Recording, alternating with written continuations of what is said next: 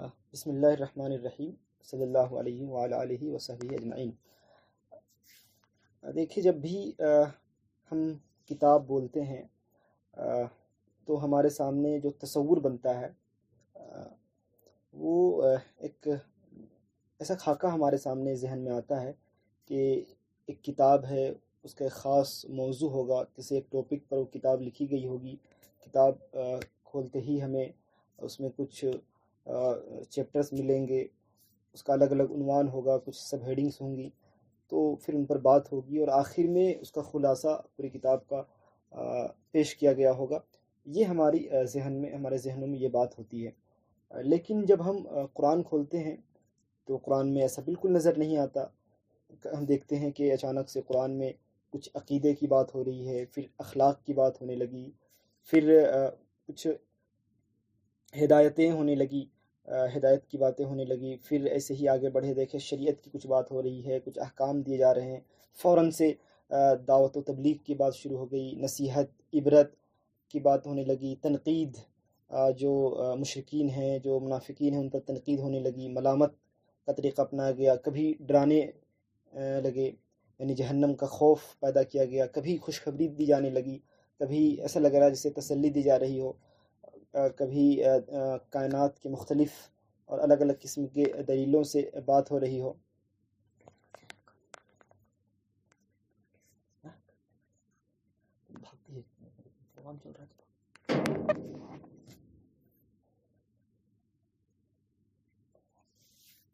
ابھی بات چل رہی ہے کہ جیسے کائنات کے الگ الگ قسم کے دلیلوں سے توحید کو، رسالت کو، آخرت کو ثابت کیا جا رہا ہو۔ اس طریقے سے الگ الگ طریقے اپنائے جاتے ہیں، فوراً سے تاریخ کی بات شروع ہو جاتی ہے، اور اس طریقے سے سمجھ میں نہیں آتا کہ کتاب عقیدے کی کتاب ہے، اخلاق کی کتاب ہے، دعوت و تبلیغ کی کتاب ہے، یا ہسٹری کی کوئی بک ہو، کچھ سمجھ میں نہیں آتا ہے۔ ایسے ہی ہم دیکھتے ہیں جب بات کرنے والا ہوتا ہے، کبھی کبھی جلدی جلدی بات کرنے والا بدل رہا ہے، کبھی اللہ تعالیٰ اپنی زبانی بات کر رہا ہے، کبھی ایک بندے کو لا کر کے کھڑا کر دیا، وہ بات کرنے لگتا ہے، کبھی اور کسی کی زبانی، کبھی جہنم سے بات کرایا جاتا ہے، کبھی جنت بولنے لگتی ہے۔ ایسے ہی سامنے کبھی مسلمانوں سے بات ہو رہی ہے، کبھی مشرکین سے بات ہونے لگی، کبھی منافقین سے بات ہونے لگی۔ تو اس ساری چیزوں کو دیکھنے کے بعد جب ایک شخص کا جو ذہن میں خاکہ بنا ہوتا ہے کہ کتاب کتاب کتاب، وہ بالکل ختم ہو جاتا ہے۔ وہ سوچنے لگتا ہے کہ ہم نے جو اپنے ذہن و دماغ میں جو کتاب کا تصور بنایا تھا، وہ کتاب تو یہ ہے ہی نہیں، اور ہم تو کچھ اور ہی سوچ رہے تھے، اور قرآن کو جب ہم کھولتے ہیں تو بالکل وہ بات نظر نہیں آتی ہے، تو پھر ہم اس کو کیسے کتاب کہیں؟ تو یہ سوال میرے ذہن میں بھی پیدا ہوا تھا، اور آپ کے ذہن میں بھی پیدا ہوا ہوگا، بلکہ ہر اس شخص کے ذہن میں پیدا ہوتا ہوگا جو قرآن مجید کی تلاوت کرتا ہو یا اس کو پڑھتا ہوگا۔ تو اس لیے یہ جاننا بہت ضروری ہے کہ آخر قرآن کتاب ہے تو کیسی کتاب ہے، اور اگر قرآن کتاب نہیں ہے تو پھر اس کو کتاب ہم کیوں کہتے ہیں، اور اگر واقعتاً یہ کتاب ہے جیسے کہ پوری دنیا والے کتاب مانتے ہیں، تو پھر ہم اس کی تلاوت کیسے کریں، اس کو پڑھیں کیسے، اس کو سمجھیں کیسے؟ یہ جاننے کے لیے ہمیں بنیادی طور پر 4-5 چیزوں کا جاننا بہت ضروری ہے۔ تو مجھے امید ہے کہ آپ کے پاس کاغذ اور قلم ہوگا، آپ ضرور نوٹ کریں گے، تاکہ یہ جب اس پورے مہینے میں جب ہم قرآن پڑھیں گے، اس کی تلاوت کریں گے، تو ان باتوں کا خیال رکھیں گے۔ اگر یہ جو 4-5 باتیں میں پیش کرنے والا ہوں، یہ اگر 4-5 باتیں اگر ہمارے ذہنوں میں نہیں ہوں گی تو پھر ہم قرآن کو نہیں سمجھ سکتے۔ اس کا جو کتاب ہونے کا جو ہے جو خاکہ اس کا بنا ہوا ہے، وہ ہمارے ذہن سے بالکل ختم ہو جائے گا اگر یہ 4-5 باتیں ہمارے سامنے نہیں رہی تو سب سے پہلی بات جو ہمیں اس کتاب کو پڑھنے سے پہلے، پڑھنے کے دوران نہیں، یا اس کتاب کے اندر ہمیں تلاش نہیں کرنا ہے، بلکہ اس کتاب کو پڑھنے سے پہلے جن باتوں کا ہمیں جاننا ضروری ہے، وہ 4-5 باتیں ہمیں پیش کرتا ہوں۔ نمبر 1، یہ جان لیجئے کہ یہ کتاب جو قرآن ہے، وہ جو کتاب دے رہا ہے، یعنی جس کی یہ کتاب ہے، وہ خود اس کتاب کے بارے میں جو کہتا ہے، جو باتیں اس نے پیش کی ہے، اس کو سامنے رکھتے ہوئے ہم دیکھیں گے۔ تو سب سے پہلی بات جو اس میں ہے، یہ ہے کہ نمبر 1، خدا تعالیٰ ہے ایک جو پوری کائنات کا مالک ہے۔ اس نے زمین بنا کر یہاں انسانوں کو پیدا کیا، انہیں سوچنے سمجھنے کی طاقت دی، انہیں اچھے برے کے درمیان فرق کرنے کی تمیز دی، اور ایک طرح کا ایک اختیار بھی دیا. اختیار دیا، اتنا اختیار نہیں دیا جسے خود مختاری کہہ دیا جائے یا مکمل اختیار کہہ دیا جائے، لیکن ایک خاص طرح کا آٹونومی دے کر کے، اختیار دے کر کے انہیں زمین میں اپنا خلیفہ بنایا. یہ ایک سب سے پہلی بات ہے جو اس کتاب کو پڑھنے سے پہلے آپ کو ماننا ہوگا. ایک خالق کائنات ہے، مالک ہے، حاکم ہے. اس نے انسانوں کو پیدا کیا، انہیں سوچنے سمجھنے کی اور اچھے برے کے درمیان فرق کرنے کی طاقت دی، اور ایک خاص طرح کا اختیار دے کر کے دنیا میں اپنا خلیفہ بنایا. یہ ایک بات ہے. اس کے بعد دوسرے نمبر کی بات جو ہے ہمیں سمجھنا ہے وہ یہ ہے کہ اس عہدہ پر یعنی خلیفہ بنانے کے وقت اس خدا نے انسانوں کے ذہن میں یہ بات اچھی طریقے سے ڈال دی کہ یاد رکھو کہ میں ہی تمہارا مالک اور حاکم ہوں، میرے علاوہ تمہارا کوئی معبود نہیں. اور اس دنیا میں تم ایبسلوٹ آٹونومی کے مالک نہیں ہو، تمہیں مکمل اختیار نہیں دیا گیا ہے، بلکہ یہ ایک امتحان کی جگہ ہے. ایک مدت تک تمہیں یہاں رہنا ہے، پھر لوٹ کر تمہیں میرے پاس آنا ہے.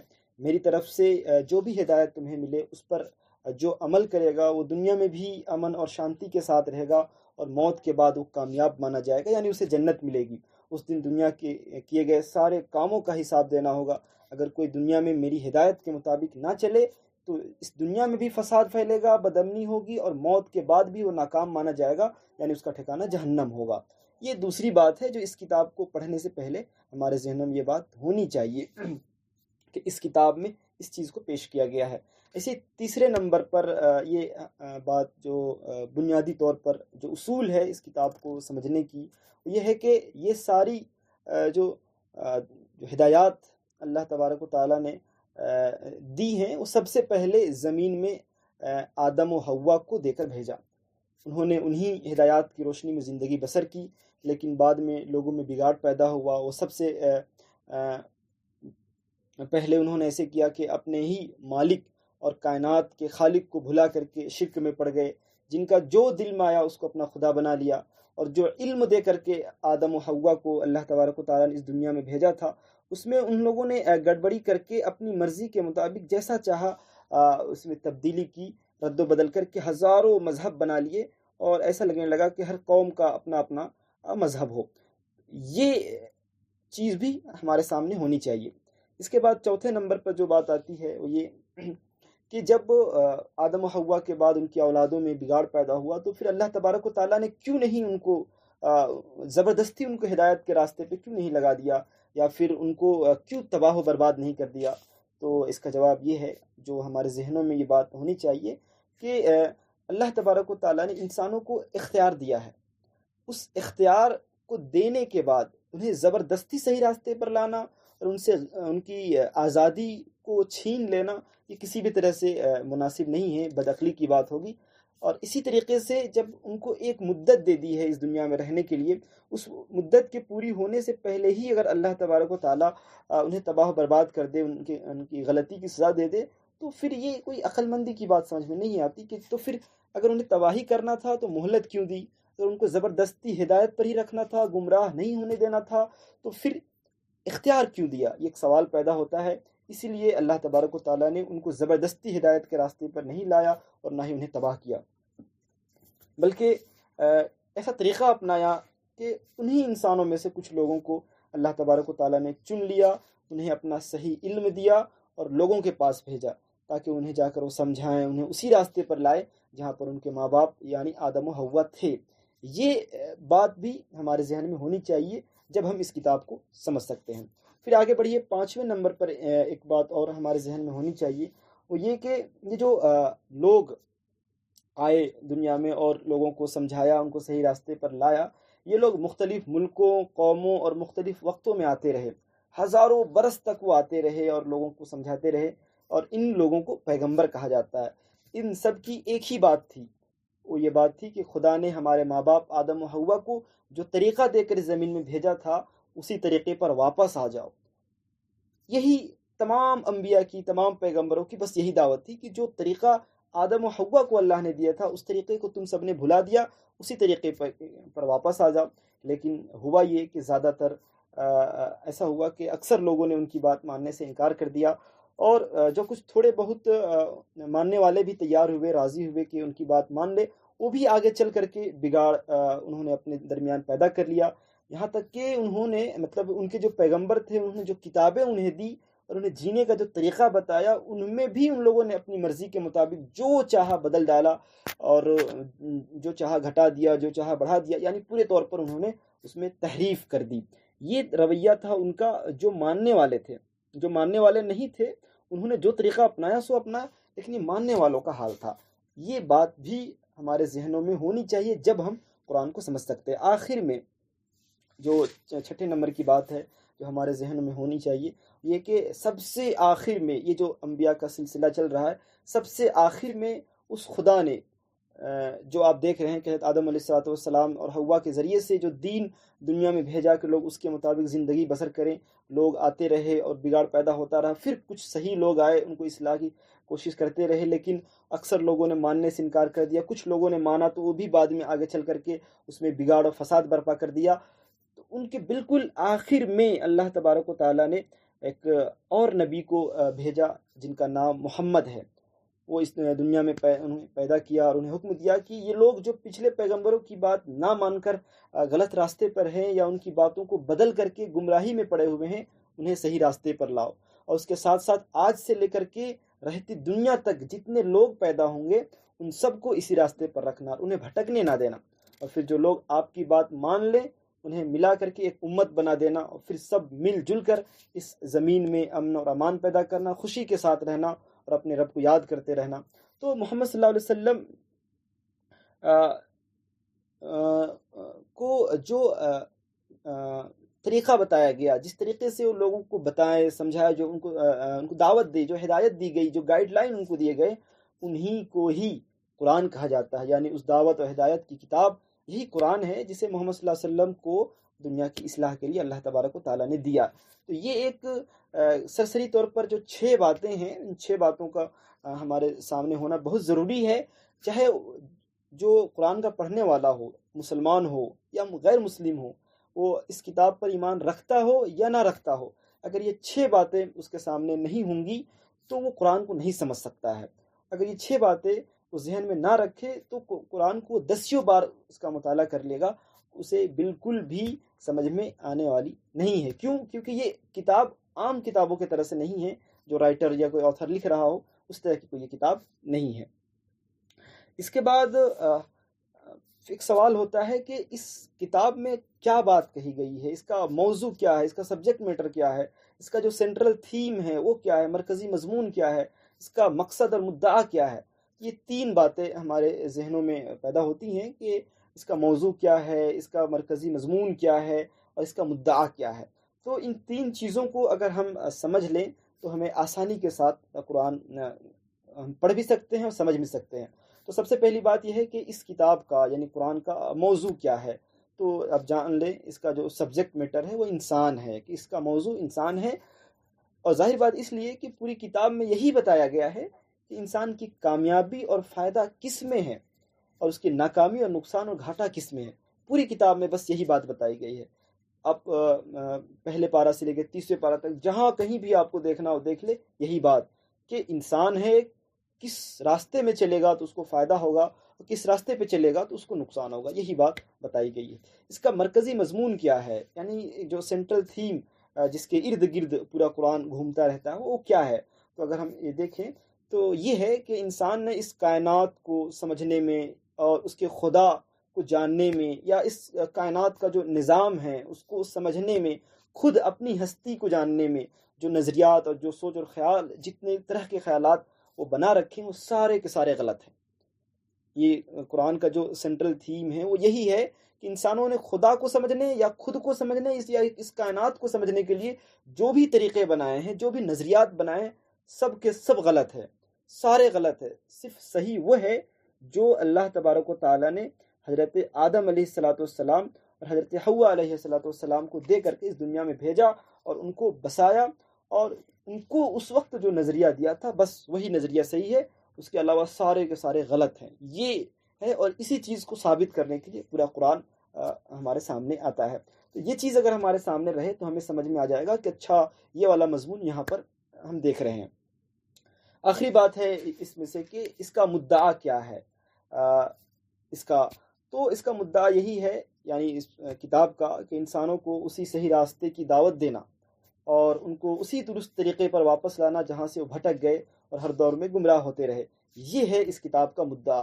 تو اس کا نمبر ایک، اس کا موضوع انسان ہے، یعنی یہ بتانا کہ انسان کیا کرے گا جو کامیاب ہوگا اور کن راستوں سے اس کو بچنا چاہیے، کیونکہ اگر ان راستوں پہ چلے گا تو ناکام ہو جائے گا، اس کو گھاٹا اور نقصان ہوگا.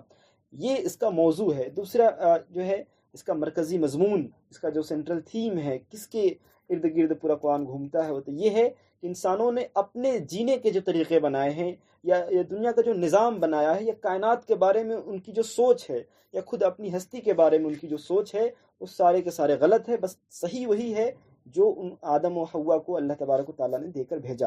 اور اس کا مقصد یہی ہے، اس کتاب کا مقصد یہ ہے، اس کا مدعا یہ ہے کہ انسانوں کو صحیح راستے کی دعوت دینا، یعنی اس راستے کی طرف لانا جس سے وہ بھٹک کر کے گمراہ ہو گئے ہیں. یہ اس کا طریقہ ہے. اب چاہے آپ دیکھیں کہ قرآن کبھی سائنس پر بات کر رہا ہے، کبھی تاریخ پر گفتگو ہو رہی ہے، کبھی فلسفہ کی بحث شروع ہو گئی، اخلاق کا تذکرہ ہو رہا ہے، قانون کی باتیں ہو رہی ہیں، سماج کی بات ہونے لگی، نباتات، جمادات، حیوانات، چاہے کسی کی بھی بات ہو، ان سب کو بیان کرنے میں جو بات پیش نظر ہوتی ہے وہ یہی کہ یہی تینوں، یہ موضوع اور مرکزی مضمون اور مدعا، یہی تینوں باتیں ہمارے سامنے ہوتی، چاہے اب جس میدان کی بھی بات ہو، چاہے جس علم کی بات ہو، یہی باتیں ہمارے سامنے رہتی ہیں. اور انہی تینوں کو ہم سامنے رکھیں گے تو ہم آسانی کے ساتھ سمجھ سکیں گے، اور جو باتیں ہوں گی ان تینوں سے باہر نہیں جاتی ہیں. اب یہ سوال یہ ہوتا ہے کہ یہ جو کتاب ہے قرآن مجید، یہ ایک ہی بار محمد صلی اللہ علیہ وسلم کو یہ کتاب کیوں نہیں دی گئی، اور ایسا کیوں نہیں ہوا کہ ایک جیسے کہ ایک رائٹر ایک کتاب لکھتا ہے اس طرح سے کتاب لکھ دیا جاتا، ہمیں سمجھنے میں بھی آسانی ہوتی. تو یہ ممکن نہیں ہے. کیوں ممکن نہیں ہے؟ اس لیے ممکن نہیں ہے کہ یہ کتاب ایک وقت پر نازل نہیں کی گئی ہے، یا ایک طرح کے حالات میں یہ کتاب نازل نہیں ہوئی ہے، بلکہ مختلف دور سے یہ کتاب گزری ہے. اور ان دوروں کو دیکھنے کے بعد، ان مراحل کو دیکھنے کے بعد آپ کو بھی اندازہ ہوگا کہ یہ ایک کتاب کی شکل میں ایک ہی بار دی جانے والی کتاب بالکل ہو ہی نہیں سکتی کہ ایک شخص بیٹھے اور چند سالوں میں لکھ دے. یہ تو 23 سالوں میں دھیرے دھیرے کر کے الگ الگ مرحلوں میں، الگ الگ وقتوں میں، الگ الگ جگہوں میں کر کے یہ کتاب نازل ہوئی ہے. تو اس کو ایک ساتھ ہونا ممکن نہیں تھا. کیسے؟ تو سب سے پہلے ہم دیکھیں کہ اس کتاب کی جو نوعیت ہے اس کو سمجھنے کی کوشش کریں، اور کیسے کیسے یہ کتاب نازل ہوئی اس کے بارے میں ہم غور کریں. اب دیکھیں، شروع کے جو ابتدائی زمانہ ہے، آپ سمجھ لیجئے کہ نبوت کے 4-5 سال کا جو زمانہ ہے، اس زمانے میں جو باتیں ہوئی، یعنی اللہ تبارک و تعالیٰ نے جو کتاب نازل کی اور اس وقت کا جو حصہ نازل کیا، اس میں خاص طور پر اس بات کا خیال رکھا کہ نبی کو وہ تعلیم دی جائے جس سے وہ خود اپنی تربیت کر سکے، ایک داعی کے طور پر اپنے آپ کو تیار کر سکے، اور دعوت دینے والے ایک انسان کے، داعی کے اندر کیا کیا خوبیاں ہوتی ہیں وہ اپنے اندر وہ پروان چڑھا سکے، اس کو پیدا کر کے اس کو پرورش کر سکے. ایسی خود کی تربیت کرنا مقصد تھا. تو اس طرح کی باتیں نازل ہوئی. اس کے بعد چھوٹی چھوٹی باتیں جو غلط فہمیاں اس نبی صلی اللہ علیہ وسلم کے ارد گرد کے لوگوں کے بیچ پھیلی ہوئی تھیں، اور جن غلط فہمیوں کی بنیاد پر وہ لوگ غلط راستے پر چل رہے تھے، ان کی طرف اللہ تبارک و تعالیٰ نے اشارہ کیا، اور مجمل طریقے سے، مطلب بالکل واضح طریقے سے نہیں، بلکہ اشارے میں، کنایے میں اللہ کے رسول کو حکم دیا کہ ان باتوں کو آپ غلط ثابت کیجیے اور ان کو صحیح راستے پر لانے کی کوشش کیجیے. یہ دوسرا طریقہ تھا جو ابتدائی 4 سے 5 سالوں کے بیچ میں نازل ہوئی. نمبر 1 یہ کہ نبی خود اپنی تربیت کیسے کرے، اور نمبر 2 ان کے آس پاس کے جو لوگ تھے ان کے اندر جو غلط فہمیاں پیدا ہو گئی تھیں، جن کے نتیجے میں وہ غلط راستے پہ جا رہے تھے، ان کو روکیں، اشارے سے، کنایے سے، بالکل واضح طریقے سے نہیں. یہ ہے. نمبر 3 جو چیزیں اس وقت بتائی گئی اس میں تھا کہ ایک صحیح رویہ اور درست طریقہ بتایا جائے ان کو، جن پر چل کر کے ایک انسان کامیاب ہو سکتا ہے اور سعادت کی منزل کو پہنچ سکتا ہے، وہ باتیں بتانا اصل مقصود تھا. تو یہ پہلا مرحلہ ہے، اور یہ پہلا مرحلہ ہے جس میں یہ 3 طرح کی باتیں آئی. اس میں اللہ تبارک و تعالیٰ نے چھوٹی چھوٹی باتیں کہیں، چھوٹے چھوٹے جملے ہیں، آپ دیکھیں گے. اسی لیے اما پارا کی جو آیتیں ہیں بہت چھوٹی چھوٹی آیتیں ہیں، وہ اسی لیے ہیں، بالکل ابتدائی زمانے کی باتیں ہیں. اس وقت زیادہ لوگوں کو علمی گفتگو کرنے کی ضرورت نہیں تھی، فلسفہ کو نہیں لانا تھا اور بہت علمی بات نہیں کرنی تھی، اس لیے چھوٹے چھوٹے جملے لائے گئے اور ان کو اشارے کنایے میں سمجھایا گیا۔ اور اب جب نبی کریم صلی اللہ علیہ وسلم نے ان 3 طریقوں سے اپنے آپ کو پیش کیا تو کئی ایک طرح سے آپ دیکھیں تو 3 طرح کا رد عمل سامنے آیا۔ یعنی آپ صلی اللہ علیہ وسلم نے یہ جب کام کیا، یعنی ابتدائی 4 سے 5 سال کے بیچ اللہ کے رسول نے جب دعوت کا کام کیا، اس قرآن کو لوگوں تک پہنچایا، تو 3 طرح کا جواب لوگوں کے سامنے سے ملا۔ نمبر 1 یہ کہ چند لوگوں نے آپ کی بات مان لی اور آپ کا ساتھ دینے کے لیے وہ تیار ہو گئے، ایک تو یہ ہوا۔ دوسرا یہ ہوا کہ ایک بڑی تعداد ایسی ہوئی رہی یا پھر اس زمانے میں پیدا ہو گئی جس نے جہالت کی بنیاد پر اور خود غرضی کی وجہ سے یا پھر باپ دادا کو دیکھ کر انہوں نے نبی کی بات ماننے سے انکار کر دیا اور مخالفت پر اتر آئے۔ یہ دوسرا رد عمل سامنے آیا۔ جو تیسرا رد عمل جو ہوا وہ یہ کہ ان کے رویوں سے ایسا ہوا کہ یہ دعوت دھیرے دھیرے مکے سے نکل کر کے آس پاس کے علاقوں تک پہنچنے لگی۔ یہ شروع کے 4 سے 5 سالوں کے بیچ میں یہ ہوا۔ اب آپ دیکھیے حالات کیسے بنے ہوئے ہیں۔ ان حالات میں اب آپ اخلاق کی تعلیم نہیں دے سکتے، آپ ایک معاشرہ بنانے کی بات نہیں کر سکتے، آپ ایک اسٹیٹ کا تصور نہیں دے سکتے۔ تو اس زمانے میں جس طرح کی باتیں آنی چاہیے بالکل مکی دور کی صورتوں میں وہ باتیں ہمیں نظر آتی ہیں۔ یہ ہے اسلام کا پہلا دور یا پھر قرآن کے نازل ہونے کا پہلا دور۔ یعنی قرآن کو اگر ہم بانٹنے لگے تو 3 دور میں یہ قرآن نازل ہوا ہے۔ پہلا دور یہ ہے جو 4 سے 5 سال کا زمانہ ہے۔ اب یہاں سے دوسرا دور شروع ہوتا ہے جو 8-9 سال کا زمانہ ہے۔ اس میں ہوا یہ کہ اب حالات ایسے ہو گئے ہیں کہ دعوت اب مکے سے باہر بڑھنے لگی ہے، بلکہ عرب کے دوسرے جو علاقے ہیں وہاں تک یہ دعوت پہنچ چکی ہے، اور اس کے نتیجے میں مکہ کے لوگ ان کے مخالف ہو گئے ہیں، مخالفت پر اتر آئے ہیں۔ اس دعوت کے جو ماننے والے ہیں ان پر الزامات لگائے جا رہے ہیں، انہیں دھمکیاں دی جانے لگی ہیں، ان پر ظلم و ستم کے پہاڑ توڑے جا رہے ہیں۔ محمد صلی اللہ علیہ وسلم کی بات ماننے والوں کو طرح طرح سے آزمائشوں سے گزرنا پڑ رہا ہے، یہاں تک کہ اتنے تنگ آ گئے ان کے ماننے والے، اتنی تکلیفیں ان کو برداشت کرنی پڑی کہ وہ 2 بار اپنا گھر بار چھوڑ کر کے حبشہ جانے پر مجبور ہو گئے۔ بلکہ یہی پر بس نہیں ہوا، جتنے بھی لوگ مکہ میں بچ گئے ان کا جینا بھی حرام ہو گیا۔ آخر کار تیسری بار سب نے اپنا سب کچھ قربان کر کے یہ جو اس نبی کی بات ماننے والے تھے سب مل کر کے مدینہ جا بسے اور اسی کو اپنا وطن بنایا، اور پھر مکے سے وہ ہمیشہ کے لیے دور ہو گئے۔ تو یہ ایک بڑا ایک طرح سے عجیب دور تھا اور بہت ہی صبر کا دور تھا۔ تو ظاہر بات ہے کہ اب حالات بدل گئے ہیں۔ شروع کے جو 5 سال تھے وہ بالکل چھپے ہوئے حالات تھے، اس میں اتنی زیادہ مخالفت نہیں تھی، تو اس میں کوئی اتنا بڑا مسئلہ نہیں تھا اور ایسی کوئی بات اس زمانے میں کرنے کی نہیں تھی جس سے حالات اور نازک ہو جاتے۔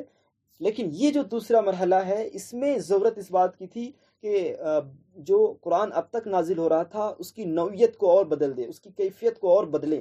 یعنی جو طریقہ اللہ تبارک تعالیٰ نے اپنایا تھا اب تک اس میں اللہ تعالیٰ نے تبدیلی لائی، اور ان جو 7-8 سال یا 9 سال کا زمانہ ہے اس میں جو تعلیم دی گئی اس میں نمبر 1 صبر اور ضبط کی تعلیم دی گئی۔ یعنی اب جو آیتیں نازل ہونے لگی اس میں صبر کی تعلیم نازل ہو رہی ہے کہ برداشت کرنے کی بات نازل ہو رہی ہے۔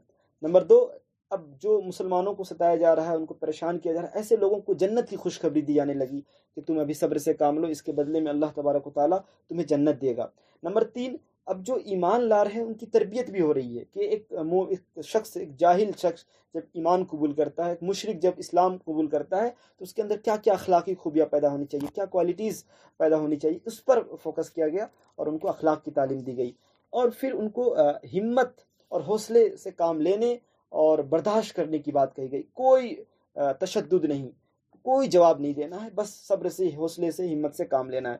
اور صرف یہی نہیں کہ اللہ تبارک و تعالیٰ نے اس زمانے میں صرف مسلمانوں سے بات کہی ہو اور کافروں کو چھوڑ دیا ہو، نہیں، بلکہ اس زمانے میں اللہ تبارک و تعالیٰ نے مخالفین کو، جو مشرکین، جو کفار ہیں، ان کو بھی اللہ تبارک و تعالیٰ نے خطاب کیا اور ان کے کرتوتوں کے جو برا انجام ہونے والا تھا اس سے ڈرایا، جہنم کی بات کہی، اور عذاب سے ڈرایا، اور تاریخ سے مثالیں پیش کی، عاد کو دیکھو، سمود کو دیکھو، اور بھی دوسرے قوموں کو دیکھو کہ انہوں نے اپنے نبیوں کو پریشان کیا، ایمان لانے والوں کو پریشان کیا، تو اللہ تبارک و تعالیٰ نے اس کا کیا جواب دیا، ان کے ساتھ کیا برتاؤ کیا.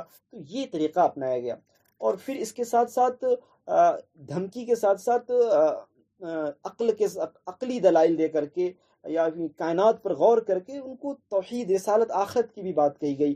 انہیں کائنات اور جو دن رات ہے اس کے آنے جانے پر، اور سورج کو دیکھ کر کے، اور بھی اس طرح کی جو دلائل جو آس پاس بھرے پڑے ہیں، انہیں دکھا دکھا کر کے ان پر غور کرنے کی بات کہی گئی. انہیں ابھارا گیا کہ وہ یہ سب کر کے وہ توحید تک پہنچے، اللہ کی بات کو پہنچے، اللہ کو ماننے والے بنے، رسالت کو پہچانے. یہ طریقہ اپنایا گیا. آپ چاند، سورج، ستاروں کے دلائل کو سامنے رکھ کر کے. تو یہ وہ زمانہ ہے جو مکہ کا دور، اور یہاں پر یہ دور ختم ہو جاتا ہے. تو یہ دو مرحلے ہوئے مکی دور کے. ایک دور 5 سال کا ہے اور دوسرا دور یہ 8-9 سال کا ہے. تو جو قرآن کو پڑھنا چاہتا ہے ان دونوں دور کو اگر سامنے نہیں رکھے گا تو باتیں گڑبڑ ہو جائیں گی. ان کو سمجھ میں نہیں آئے گا کہ اللہ تبارک و تعالیٰ تو یہاں کہتا ہے کہ جہاد کرو، اور دوسری جگہ اللہ تعالیٰ کہہ رہا ہے صبر سے کام لو. تو یہ تو تضاد ہو گیا نا. اللہ تعالیٰ اپنی ہی بات کو دوسری جگہ کاٹ رہے ہیں. نہیں، اگر آپ دور کو نہیں سمجھیں گے، ان مرحلوں کو نہیں سمجھیں گے، تو یہ ضرور یہ سوال پیدا ہوگا کہ اللہ تبارک و تعالیٰ ایک جگہ یہ کہتا ہے کہ صبر سے کام لو، ایک جگہ کہتا ہے کہ جو ظلم کرتا ہے ظلم کرنے والے کے ہاتھ اکھاڑ دو. تو اس کو سمجھنے کی ضرورت ہے. بلکہ یہی نہیں کہ آپ مکے کے ان دونوں دور کو سمجھیں، نہیں، ایک اور تیسرا مرحلہ شروع ہوتا ہے، اس کو بھی سمجھنا ہوگا. 5 سال، 8-9 سال، اور تیسرا مرحلہ جو شروع ہوتا ہے یہ مکہ ہجرت کرنے کے بعد سے یہ دور شروع ہوتا ہے، اور یہ ہے آپ کے 10 سال کا زمانہ ہے یہ تیسرا مرحلہ. اور اس مرحلے میں اب آپ دیکھیں تمام مسلمان، چاہے وہ حبشہ گئے ہو یا مکے میں رہ گئے ہو، سب مدینہ میں آ گئے ہیں. مدینہ میں ایک قوت بن گئی ہے، ان کی اپنی ایک طاقت ہے، اپنی ایک پہچان بن گئی ہے. اب ایسا ہو گیا ہے کہ عرب کے جتنے بھی لوگ ایمان قبول کر رہے، چاہے وہ کسی بھی قبیلے سے ہو، مکے کے ہوں یا مکے سے باہر کے ہوں، جہاں کہیں کے بھی ہوں، وہ مدینہ آنے لگے ہیں، اور سب ایک محلے میں ایک سماج کی طرح سے رہنے لگے ہیں. وہاں ان کی ایک اجتماعی طاقت بن گئی ہے. لیکن یہاں بھی دشمنوں نے ان کا پیچھا نہیں چھوڑا. اب یہاں دشمن یہاں بھی آئے، لیکن دوسرے شکلوں میں. یہاں یہود بن کر، نصارہ بن کر، اور منافقین بن کر کے یہاں پر دشمن آئے. مکے میں تھا کہ منافقین نہیں تھے، یہود اور نصارہ نہیں تھے، مشرکین تھے، کفار تھے، اور مسلمان تھے. لیکن یہاں جو مسلمان ہیں، یہود، نصارہ اور منافقین، یہ لوگ یہاں پر ہیں دشمن کے طور پر. یہود، نصارہ، منافقین ہیں. تو اب ظاہر بات ہے کہ یہاں اب مسلمانوں کی ایک ریاست بن چکی ہے. تو اب ضرورت اس بات کی تھی کہ اب مسلمانوں کی تربیت کی جائے، ان کو اخلاق سکھایا جائے، معاشرے میں کیسے رہنا ہے وہ سکھایا جائے، معاملات کیسے کرتے ہیں وہ سکھایا جائے، کاروبار کیسے کرنا ہے وہ سکھایا جائے، اگر لڑائی ہو جائے تو فیصلے کیسے کرنے ہیں وہ بتایا جائے، عدالتی نظام کیسے قائم کیا جائے وہ بتایا جائے. تو یہ ساری تعلیمات دی گئی. تو ہم مدنی صورتوں میں دیکھتے ہیں، اسی لیے وہاں زکوٰۃ کا طریقہ بتایا جا رہا ہے، سود کی خرابی بیان کی جا رہی ہے. اگر کوئی چوری کرتا ہے تو اس کو سزا دیجیے، کوئی اور گناہ کرتا ہے تو اس پر حد یہ نافذ کیجیے. اس طرح کی باتیں ہو رہی ہیں. تو یہ مکے میں یہ ساری چیزیں نہیں ہوئی، بلکہ یہ مدینے میں ہوئی. پھر یہ ہوئی. اور پھر ایک سب سے بڑی بات جو اس زمانے میں جو تربیت کی تھی وہ یہ کہ اب مسلمان فتح حاصل کرنے لگے تھے، ان کو شکست بھی ہوتی تھی کبھی کبھی. تو ایسے حالات میں ضرورت اس بات کی تھی کہ فتح ہو یا نصرت ہو، ایک معتدل راستہ کیسے اپنایا جائے، اعتدال کا رویہ کیسے اپنایا جائے. یہ چیز ان کے اندر پیدا کی گئی. اور ساتھ ساتھ کہ دین کا بقا جو جہاد پر ہے، اسی لیے جہاد کی ترغیب دی گئی، لڑنے پر ابھارا گیا کہ اگر دشمن تمہارے خلاف کھڑا ہو جائے، تمہیں مٹانا چاہے، تم ڈٹ کر مقابلہ کرو. اگر کوئی تمہاری طرف آنکھ اٹھائے تو تم اس کا جواب دو. یہ طریقہ مدینے میں آ کر کے اپنایا گیا، اور اس پر ترغیب دلائی گئی، اس پر جنت کے وعدے کیے گئے، اور جو اس راستے میں جاتا ہے اور شہید ہو جاتا ہے اس کو جنت کی خوشخبریاں دی گئی. اور ان سب کے ساتھ ساتھ اور وہ بہت سارے وعدے کیے گئے جن سے کہ ایک مسلمان جہاد کے راستے پر جائے اور دین کی بقا کے لیے جد و جہد کرے. اور صرف یہی نہیں کہ مسلمانوں کی تربیت کی گئی، بلکہ یہ جو یہود ہے، نصارہ ہے، منافقین ہے، ان پر بھی محنت ہوئی. تو نرمی کے ساتھ، دلیل کے ساتھ، کبھی ترغیب دلا کر کے، کبھی شوق پیدا کر کے ان کے درمیان بھی دعوت کا کام ہوا، ان کو بھی نصیحت کی گئی تاکہ وہ اسلام کی طرف آئے اور ان پر حجت پوری ہو جائے. تو یہ طریقہ اپنایا گیا مدینے میں۔ اب ذرا دیکھیے کہ قرآن کو سمجھنے کے لیے ان تینوں ادوار کا سمجھنا ضروری ہے۔ یہ تیسرا دور مدنی دور ہے۔ تو اگر آپ میں سے کوئی قرآن کی تلاوت کرنا چاہیں، قرآن کو پڑھنا چاہیں، تو ان تینوں دور کو سامنے رکھیے۔ ایک دور ہے جو مسلمانوں کو چھپ چھپا کر دعوت دینے کا دور ہے، اور جس میں نبی کی خود تربیت ہو رہی ہے کہ اے نبی، آپ رات میں اٹھیے، تہجد پڑھیے، نفل پڑھیے، آپ دن میں کام کاج بہت کرتے ہیں، اللہ سے قربت حاصل کیجیے، اے نبی آپ ایسے کیجیے ویسے کیجیے۔ یہ ساری باتیں ابتدائی 4-5 سالوں میں بتائی گئی ہیں۔ پھر وہ زمانہ آتا ہے دوسرا دور جو پریشانیوں کا زمانہ ہے، اس میں صبر کی بات کہی گئی ہے، ڈٹے رہنے کی بات کہی ہے۔ تیسرا زمانہ مدنی دور ہوتا ہے، جس کے بارے میں ابھی بات ہوئی کہ ایک معاشرہ بنانے کی بات کہی گئی، ایک اسٹیٹ بنانے کی بات کہی گئی، اور پھر جہاد کی بات کہی گئی ہے۔ اب آگے بڑھتے ہیں کہ قرآن کا جو انداز ہے وہ آپ نے دیکھا کہ کتاب تو ہے، لیکن اس طرح کی کتاب نہیں ہے کہ کسی ایک ٹاپک پر کتاب لکھی گئی، کوئی ہسٹری کی کتاب ہو، اب ہسٹری کی کیٹیگریز کی کر دی گئی ہو اور اس پر گفتگو ہو، ایسی کوئی کتاب نہیں ہے۔ تو پھر یہ کیسی کتاب ہے؟ آپ ہم دیکھتے ہیں کہ ابھی بات چل رہی ہے جنت کی، اچانک سے جہنم کی بات شروع ہو گئی، ابھی بات چل رہی ہے اچھے لوگوں کی، اچانک سے برے لوگوں کی بات شروع ہوئی۔ تو یہ بار بار جو باتیں بدل رہی ہے، تحریر میں تو ایسا نہیں ہوتا ہے، رائٹنگ میں تو ایسا نہیں ہوتا ہے، تو پھر کیسے ہم سمجھیں گے اس کتاب کو؟ تو اس کو یہیں پر کلیئر کر لینا ضروری ہے۔ یہ اس کتاب کا جو انداز ہے وہ تحریر کا نہیں ہے بلکہ تقریر کا ہے۔ ایک شخص بیٹھ کر کے کتاب لکھ رہا ہو، یہ والا انداز قرآن کا نہیں ہے۔ اسی لیے آپ تلاش کرنا چاہیں گے، جیسے کہ آپ کسی آرٹیکل میں پڑھیں، کسی وال میگزین میں پڑھیں، یا کسی بک میں آپ دیکھتے ہیں ایک ترتیب سے بات کہی جاتی ہے، اور جب ایک بات پوری ہو جاتی ہے تو دوسری بات شروع ہوتی ہے، جب وہ دوسری بات پوری ہوتی ہے تیسری بات شروع ہوتی ہے۔ یہ والا انداز بالکل نہیں ہے قرآن میں۔ کیوں؟ کیونکہ تحریر ہے ہی نہیں بلکہ تقریر ہے۔ تقریر کیسے ہے؟ تقریر ایسے ہے کہ جیسے جیسے وقت اور حالات آتے گئے، اللہ تبارک و تعالیٰ اپنی باتیں کرتا گیا۔ ہم دیکھتے ہیں کہ ایک شخص اسپیچ دے رہا ہو، کبھی لوگ زیادہ متوجہ ہوں تو ان کو زیادہ متوجہ کرنے کی ضرورت نہیں پڑتی ہے، کبھی لوگ غافل ہو رہے ہیں تو ان کو متوجہ کرنے کی ضرورت ہوتی ہے، کبھی لوگ اگر بھول رہے ہیں تو پھر ان کو یاد دہانی کرانی پڑتی ہے، اور کبھی جب لوگ پہلے سے ہی وہ چوکنا ہیں اور اچھے سے بیٹھے ہوئے ہیں تو پھر زیادہ ان کو یاد دلانے یا کچھ اور کرنے کی ضرورت نہیں پڑتی ہے، ٹو دا پوائنٹ گفتگو ہوتی ہے۔ تو تقریر میں یہ بھی ہوتا ہے، کبھی سامنے والا ترغیب دلاتا ہے، کبھی سامنے والے کو ترہیب سے کام کرنا پڑتا ہے۔ یہ سارے طریقے تقریر میں اپنائے جاتے ہیں۔ تو قرآن کا جو اسلوب ہے اور اس کا جو بیان کرنے کا طریقہ ہے وہ تحریر نہیں ہے بلکہ تقریر ہے۔ یہ بات اپنے ذہن میں رکھیں، اس کو نوٹ کر لیں۔ تو پورے قرآن میں کہیں پر بھی آپ ایک آرٹیکل، ایک مضمون کی طرح سے ترتیب یا اسلوب تلاش کرنے کی کوشش نہ کریں۔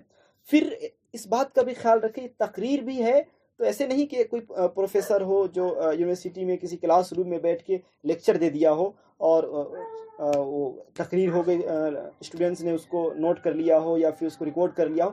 یہ والا بھی انداز نہیں اپنایا گیا ہے، بلکہ قرآن کا جو اسلوب ہے وہ ایک داعی کا ہے، ایک داعی جو دل اور دماغ، عقل و جذبات دونوں کو مخاطب کرتا ہے۔ کبھی وہ عقلی باتیں کرتا ہے اور کبھی ایموشن سے بھری ایسی اس کی باتیں ہوتی ہیں جو دل تک پہنچتی ہے۔ کبھی جب ایک شخص ان کی باتوں کو، اس داعی کی باتوں کو سنتا ہے تو عقل کے پیرائے میں اس کو ڈھالتا ہے، اس کو ناپتا ہے اور پھر طے کرتا ہے کہ یہ جو داعی ہے جو بول رہا ہے وہ کتنا صحیح ہے کتنا غلط ہے۔ اور کبھی وہ عقل سے بڑھ کر کے دل سے اس کو سمجھنے کی کوشش کرتا ہے، اس کے جذبات، اس کے ایموشنز اس سے جڑ جاتے ہیں تو اس سے وہ باتوں کو سمجھتا ہے۔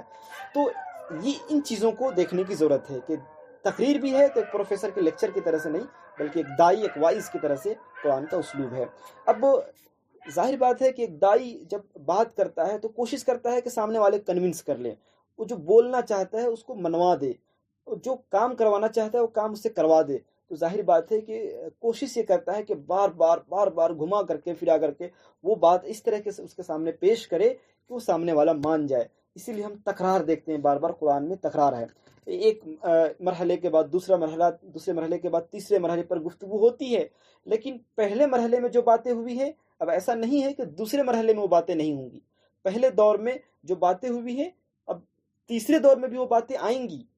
کیوں آتی ہیں؟ اس لیے آتی ہیں کہ جو ہم سامنے والے سے جو بات کر رہے ہیں وہ پہلے دور کو نہ بھول جائے۔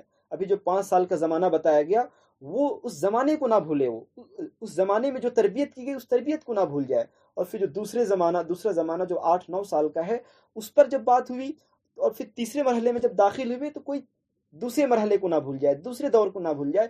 اسی لیے تیسرے مرحلے میں بھی دوسرے دور کی باتیں، پہلے دور کی باتیں، دوسرے دور میں بھی پہلے دور کی باتیں یا پھر تیسرے دور کی باتیں ہوتی رہتی ہیں، بار بار وہ باتیں آتی رہتی ہیں، تاکہ وہ بات ذہنوں میں اس طریقے سے بیٹھ جائے کہ سننے والا اس کو کبھی بھول ہی نہ سکے۔ یہ طریقہ اپنایا جاتا ہے تاکہ وہ پورے طور پر ذہن میں بیٹھ جائے۔ اب آخری بات ہے جس کے بعد آج کی یہ گفتگو ختم ہو جائے گی، کہ قرآن کے جو مطالعہ کرنے والے ہیں ان کے لیے کیا مشورہ ہے کہ وہ کیسے قرآن کو پڑھیں اور اس کا مطالعہ کیسے کریں۔ تو نمبر 1 سب سے پہلی بات یہ ہے، چاہے وہ اس کتاب کو مانے یا نہ مانے، اس پر خدا کی کتاب سمجھے یا نہ سمجھے، اس سے کوئی بحث نہیں۔ میں آج گفتگو کر رہا ہوں ان سے، ان کے سامنے میں اپنی بات رکھنا چاہتا ہوں جو قرآن پڑھنا چاہتے ہیں۔ تو سب سے پہلے یہ کہ اس کتاب کو جو کوئی پڑھنا چاہتا ہے، سب سے پہلا کام یہ کرے کہ پہلے سے جو اس نے اپنے نظریات بنا رکھے ہیں، پہلے سے اس کی جو سوچ اپنی بنی ہوئی ہے اس کو ختم کرے، بالکل خالی ذہن ہو کر کے، غیر متعصب ہو کر کے، نیوٹرل ہو کر کے اس کتاب کا مطالعہ شروع کرے۔ سب سے پہلی بات یعنی اس کو پڑھنے کے بعد کوئی رائے قائم آپ کر سکتے ہیں، کوئی رائے لے کر کے، پہلے سے کوئی رائے بنا کر کے اس کتاب کا مطالعہ بالکل نہ کرے، پہلی بات۔ نمبر 2 کہ اس کتاب کو صرف 2-3 بار پڑھنے سے کام نہیں چلنے والا ہے، اس کتاب کو بار بار پڑھیں، 1 بار نہیں، 2 بار نہیں، 3 بار نہیں، 4-5 بار پڑھنا پڑے تو پڑھے، کم سے کم 2 بار پڑھے۔ 2 بار سے کم کوئی پڑھتا ہے اور سوچتا ہے اس کتاب کو سمجھ لے تو وہ اپنے ساتھ ظلم کر رہا ہے، کم سے کم 2 بار پڑھے، اور طالب علم کی طرح سے ایک پینسل لے کر کے بیٹھے اور اس کا مطالعہ کرے، جہاں جہاں پر ضرورت پڑے نشان لگاتا جائے، جس سے سمجھنے میں پریشانی ہو رہی کسی اور جاننے والے سے پوچھے، لیکن ایک طالب علم کی طرح سے بیٹھے اور پڑھے۔ تیسری بات ہے کہ اگر کہیں کوئی سوال پیدا ہوتا ہے، کہیں کوئی اشکال پیدا ہوتا ہے تو فوراً فیصلہ نہ کرے، اس جو باتیں آ رہی ہیں اس کو آپ لوگ نوٹ کرتے جائیں کیونکہ بہت اہم باتیں ہیں۔ تو تیسری بات یہ آئی کہ قرآن پڑھتے ہوئے کہیں پر کوئی سوال پیدا ہو گیا، کہیں اشکال ہو گیا، کہیں ایسا لگا کہ یہ بات تو غلط لگ رہی ہے، تو فوراً اس کو غلط نہ کہے، فوراً فیصلہ نہ کر دے، بلکہ اپنا مطالعہ جاری رکھے، پڑھتے رہے۔ امید ہے، بلکہ زیادہ تر ایسا ہوتا ہے کہ آگے کہیں نہ کہیں اس اشکال کا، اس سوال کا جواب مل جاتا ہے، وہ اشکال دور ہو جاتا ہے، اور اگر جواب نہ ملے تو گھبرانا نہیں چاہیے، اگر اس کا جواب مل جائے تو اچھی بات ہے، اس کو نوٹ کر لے، کسی کاغذ پر، کسی کاپی پر، ڈائری میں اس کو نوٹ کر لے، میرا سوال یہ تھا، فلاں جگہ یہ سوال پیدا ہوا اور فلاں جگہ مجھ کو اس سوال کا یہ جواب ملا، یہ آپ نوٹ کر لیں، اور اگر اس کا جواب نہ ملے تو پھر دوسری بار اس کتاب کا مطالعہ شروع کر دے، اور دوسری بار مطالعہ کرنے کے بعد یہ ہو ہی نہیں سکتا ہے کہ اس کا جواب نہ ملے۔ اس کے بعد جو چوتھا طریقہ ہے اس کتاب کو پڑھنے کا، کہ اب آپ تقریباً 2 بار 3 بار اس کتاب کو پڑھ چکے ہیں، اب آپ آئیے تفصیلی طور پر ڈیٹیل میں اس کتاب کو پڑھیں اور اس کا مطالعہ اس طریقے سے کریں کہ قرآن کے ہر پہلو پر غور کرنا شروع کر دیں۔ اب یہ دور تلاوت کا نہیں رہا، یہ دور آپ کا ترجمہ تشریح کا نہیں رہا، بلکہ تدبر کا دور شروع ہو چکا ہے یہ چوتھے مرحلے پہ آ کے، کہ اب آپ کو غور کرنا ہے۔ مثلا قرآن کو پڑھتے پڑھتے آپ نے دیکھا کہ قرآن ایسا کہتا ہے کہ یہ خوبیاں جس کے اندر ہوں گی وہ پسندیدہ انسان ہے، یہ خوبیاں جن کے اندر نہیں ہوں گی وہ ایک ناپسند انسان ہے۔ تو اللہ تبارک و تعالیٰ یا قرآن کے نزدیک اچھا انسان کون، برا انسان کون، ایسے کچھ پوائنٹس بنائے اور ان پر گفتگو کرنے لگے۔ ایسے ہی یا پھر کہ قرآن کی نظر میں کامیاب کون، قرآن کی نظر میں ناکام کون، ایسے سوال پیدا کرے اور پھر مطالعہ شروع کرے، دیکھے قرآن کامیاب ہونے والوں کی کیا کیا خوبیاں بیان کرتا ہے، یا ناکام ہونے والوں کے اندر کیا کیا خرابیاں ہوتی ہیں، اس کو کیسے بیان کرتا ہے۔ اس طریقے سے سوال پیدا کر کے اس کا جواب تلاش کرے، اور یہ مطالعے کا ایک چوتھا طریقہ ہے جو آپ کو کرنا ہے، آپ کو اور ہر اس شخص کو کرنا چاہیے جو قرآن کا مطالعہ کرنا چاہتا ہے، یعنی اس مرحلے میں آ کر کے ایک ایک پہلو پر غور کرے اور تفصیل سے اس پر مطالعہ جاری رکھے۔ 5ویں نمبر پر کہ اگر اب آپ اس مرحلے تک پہنچ چکے ہیں کہ آپ زندگی کے کسی مسئلے کو حل کرنا چاہتے ہیں، آپ چاہتے ہیں کہ چوری کا مسئلہ نہ ہو، آپ چاہتے ہیں کہ ڈاکے نہ پڑے، یا پھر آپ چاہتے ہیں کہ بے حیائی کو ختم کر دیا جائے، آپ چاہتے ہیں کہ امن و امان پھیلے، تو یہ دیکھیے کہ اب اس چیز کو حل کرنے کے لیے دنیا والوں نے کیا حل پیش کیا ہے۔ دنیا والوں نے، تاریخ سے آپ مدد لیجئے، آج تک یا پوری دنیا میں ابھی جو نظام چل رہے ہیں ان سب کا مطالعہ کیجئے اور دیکھیے کہ اس اس پرابلم کا جو سولوشن کے طور پر دنیا والوں نے کیا پیش کیا ہے، اس کو پڑھنے کے بعد، اس کی مطالعہ کرنے کے بعد اب پھر آپ قرآن کو پڑھنا شروع کریں۔ جب ایسے کریں گے آپ تو پھر آپ کو اندازہ ہوگا کہ جہاں جہاں پر جا کر کے انسان اٹک گئے ہیں، پھنس گئے ہیں، وہاں پر بھی قرآن جواب دیتا ہے۔ لیکن اس کے لیے شرط یہ ہے کہ آپ قرآن سے پہلے دنیا والوں کو دیکھیں کہ وہ عدل کو کیسے پیش کرتے ہیں، وہ انصاف کو کیسے بیان کرتے ہیں، وہ جسٹس کو کیسے پیش کرتے ہیں۔ تو آپ دیکھیے، اب ایک چھوٹا سا مسئلہ ہے کہ خواتین کے حقوق کے سلسلے میں دنیا والے کہاں تک پہنچ گئے، پوری اس پہ ایک آئیڈیالوجی تیار ہو جاتی ہے فیمنزم کے نام پر۔ تو اب دیکھیے، پہلے فیمنزم کا مطالعہ کیجئے کہ انہوں نے عورتوں کو حقوق دینے کے لیے کیا کیا طریقے اپنائے۔ جب وہ سارا مطالعہ آپ کا ہو چکے تو تب آپ قرآن پڑھنا شروع کریں اور دیکھیے قرآن اس چیز کو کیسے بیان کرتا ہے۔ یہ آپ کا مرحلہ ہوگا 5واں مرحلہ۔ اس مرحلے میں آپ آسانی سے دنیا کے مسائل کو قرآن سے آپ حل کرنے لگیں گے۔ اس کے بعد ہے آخری مرحلہ، اور اس کے بعد میری گفتگو ختم ہو جائے گی، کہ قرآن ایک ایسی کتاب نہیں ہے جس کو آپ ایک روم کے اندر بیٹھ کر کے پڑھیں جیسے کہ ہمارا رویہ ہے۔ یہ کتاب بالکل ایسی کتاب نہیں ہے کہ مسجد میں ہم نمازوں کے بعد 1 رکوع 2 رکوع پڑھیں اور پھر الحمدللہ سبحان اللہ کہتے ہوئے گھر آ جائیں۔ نہیں، بالکل یہ کتاب نہیں ہے، بلکہ یہ ایک انقلابی کتاب ہے، عملی کتاب ہے۔ یہ کتاب میدان میں نازل ہوئی ہے، میدان میں کام کرنے والوں کے لیے کتاب نازل ہوئی ہے۔ اللہ کے رسول صلی اللہ علیہ وسلم پر جب کتاب نازل ہوتی تھی تو آپ خود بھی عمل کر رہے ہوتے تھے، تو آپ میدان میں رہیں، آپ عملی زندگی میں اس کو اپنائیں۔ یہ اصل ہے اور یہ آخری بات ہے کہ آپ کام کرتے رہیں۔ آپ یا تو اپنی زندگی میں قرآن کو لاتے رہیں، یا دوسروں کی زندگی میں قرآن کو لاتے رہیں، یا قرآن جو جو باتیں کہہ رہا ہے اس پر عمل کرتے رہیں، اور پھر قرآن کو سمجھنے کی کوشش کیجیے۔ تو قرآن کو سمجھنے کا سب سے آسان طریقہ یہ ہے کہ آپ اس کو اپنی زندگی میں لائیں اور پھر سمجھنے کی کوشش کریں۔ کیوں؟ کیونکہ قرآن ایک روم میں، ایک کمرے میں، ایک مسجد میں یہ کتاب نازل نہیں ہوئی ہے، بلکہ یہ میدان میں، فیلڈ میں نازل ہوئی ہے۔ آپ فیلڈ میں کام کریں، آپ اس پر عمل کرتے رہیں، دوسروں کو سمجھاتے رہیں، یہ کتاب بہت اچھے سے آپ کو سمجھ میں آئے گی۔ تو یہاں پر قرآن کی جو ابتدائی باتیں تھیں وہ آپ کے سامنے آ چکی ہیں۔ اب ہم اسی طریقے سے قرآن پر آئندہ غور کریں گے اور اپنے مطالعے میں ان باتوں کا خاص خیال رکھیں گے انشاءاللہ۔ اب کل سے ہم ایک ایک پارہ کا خلاصہ اس طریقے سے دیکھیں گے کہ اس میں اللہ تبارک و تعالیٰ کیا کہتا ہے، اس کو مختصر وقت میں سمجھنے کی کوشش کریں گے۔ لیکن آج کی جو بنیادی باتیں آج ہمارے سامنے آئی ہیں، ان کو یاد رکھنا، اس کے مطابق کام کرنا ضروری ہے، ورنہ پھر ہم قرآن کو نہیں سمجھ سکیں گے۔ خاص طور پر وہ نہیں سمجھ سکیں گے جو اس سے ہدایت حاصل کرنا چاہتے ہیں۔ جو ثواب کی نیت سے پڑھتے ہیں وہ تو ویسے بھی کچھ نہیں سمجھتے ہیں، وہ تو کہتے ہیں کہ بغیر سمجھے بوجھے ہمیں پڑھنا ہے، نہیں۔